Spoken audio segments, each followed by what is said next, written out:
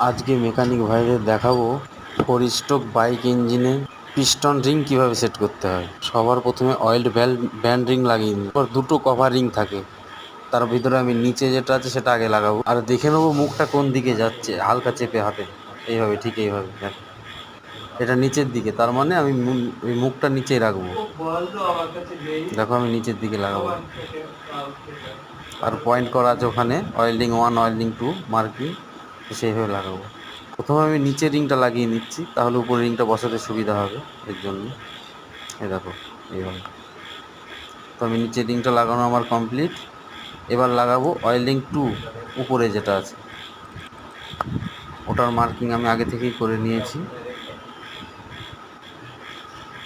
এবার দেখো এই রিংটা আমি চেপে দেখে নেব মুখটা কোন দিকে উঠছে, আমি সেই হিসাবে লাগাবো রিংটা। এটা নিচে আছে, রিংটা পাল্টি করে নিলাম। এবার আমি এটা যেহেতু উপরে লাগাচ্ছি তাই উপরের দিকটা, এই দেখো উপরে যখন মুখটা উঠবে আমি এটা উপরে লাগাবো, ঠিক এইভাবে।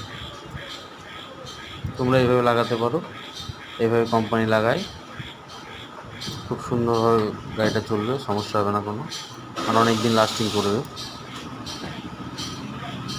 এই দেখো অলরেডি আমার ওয়েল্ডিং দুটোই লাগানো হয়ে গিয়েছে। এবার লাগাবো আমি টপ 2 কম্প্রেসার রিং, যেটা টপ 2।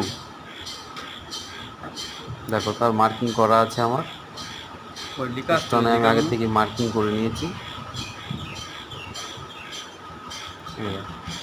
টপ 2।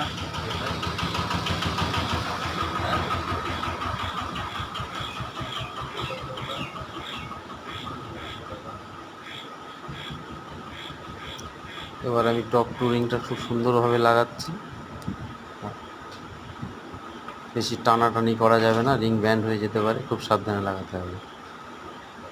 টপ 2 লাগানো আমার কমপ্লিট। এবার টপ 1 লাগাবো, ও দেখো মার্কিং করা আছে আগে থেকে।